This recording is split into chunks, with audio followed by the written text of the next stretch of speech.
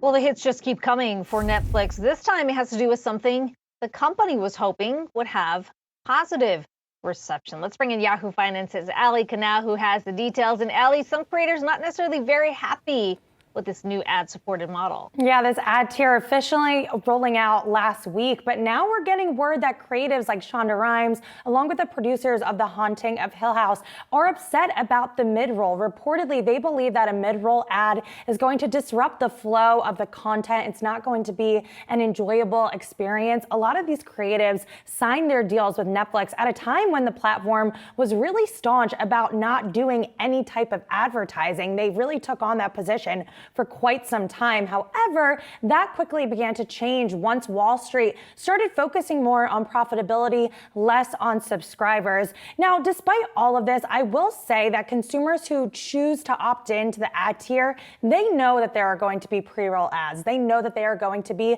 mid-roll ads. And Netflix, they said on a call in October that they're going to be really intentional when it comes to where they decide to put those mid-roll ads. They're trying to look for natural breaks. They reportedly told creatives that they don't expect as many people to sign up for ad-supported. They think that their ad-free version is still going to drive subscribers, which is sort of an interesting comment considering they do need the ad tier to be successful in order to continue to drive revenue and profitability. But I think overall, this is something that we're going to see Netflix evolve over time. They already said they want to take a crawl, walk, run approach when it comes to advertising. I think eventually we're going to see more ad integrations. Netflix has already been doing this, but I think that could primarily be the big driver for ads moving forward because unlike linear, Netflix has a lot of options when it comes to how they choose to integrate these ads. They have a lot of innovation, and I do believe that they are going to take this approach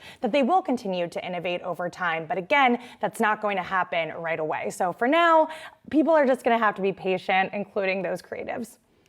Allie, this is something I wondered about because if you watch a show like Hulu or maybe sort of traditional cable, you just know, right, that before you go to break, you're going to end on a cliffhanger. And I just wonder with Netflix, how do you build that into the programming when it was sort of meant to be seen sort of all across or all in one?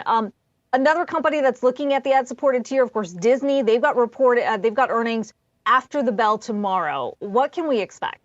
Yeah, so right now, Disney, the analysts that I've spoken with, they're pretty confident that we're going to have a pretty strong quarter for Disney. Obviously, we've heard results from Warner Brothers Discovery, Paramount, that ad slowdown impacting their bottom line. Disney, of course, it's going to roll out the Disney Plus ad tier next month. And a lot of people are pretty confident that the company is going to do a good job with this, especially since Hulu, as you mentioned, they've had a lot of success with ads. They could potentially roll that out across all of their channels, linear included. So that's one thing to watch. I think in terms of subscribers, they're expecting around 9.4 million in the quarter after a surge of 14.4 million in Q3. And in terms of Wall Street, what they expect, revenue coming in at 21.27 billion, adjusted EPS at 51 cents a share. That's the expectation here. So I think overall, one thing that consumers and investors should watch is any indication of a recession. So take a close look at the parks. If we see a slowdown in gross bookings,